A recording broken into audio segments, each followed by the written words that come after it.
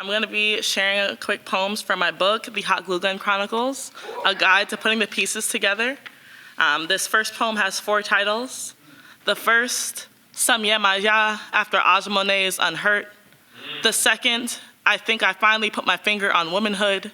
The third, is this why they call it gender fluid, LOL? The fourth, what is the opposite of thirsty? It's the water. It is the water that tethers us together, flowing through us across time.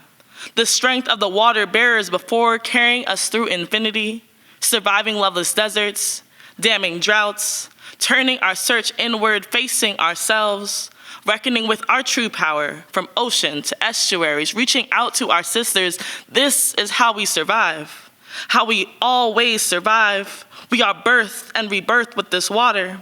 Our depths more memories than mystery, unexplored, beckoning, 70% earth, bodies, stories, tides change, hips dip, we carry on and on endlessly. We cry out to our water goddess, our tempest princess, surrounding me through the deep. I breathe in her tsunami, peace washes over me.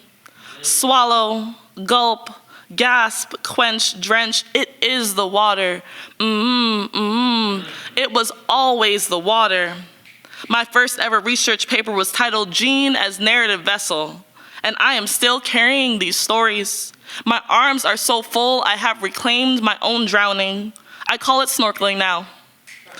Deep sea dives without oxygen, just me and my kin washed up on the shore, our stories wrapped up in seaweed.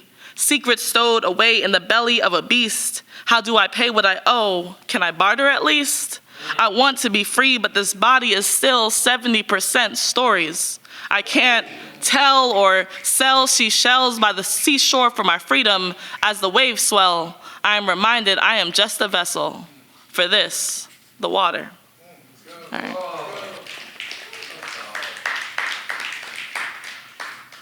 This next one is called Gone Before You Get Here. This is an elegy for pigtails and clip-on ties, for talking back to your moms, for swinging too high, for sleeping with all of the lights on, for being afraid of the dark, for being afraid to be dark. This is an elegy for black skin.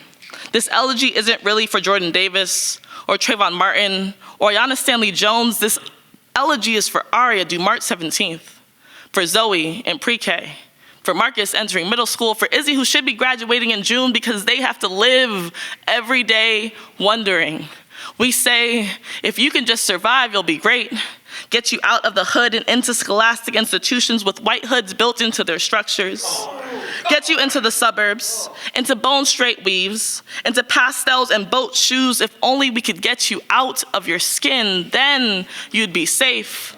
I stand over cradle, my spirit aches for every accomplishment that finds itself in a grave before a stage, for building blocks that will form mausoleums instead of forts, for vases that instead of field pick Mother's Day daisies will hold ash, because it seems like every day one of our own falls down and they still cannot see that our skin is drop dead gorgeous. They look at midnights and see shadows instead of stars. People treat our kids like target practice, transforming our streets into shooting ranges, standing their ground so they can sleep soundly while our children's beds lay empty. This is an elegy for all the little black boys and little black girls who either are afraid or should be. Thank you.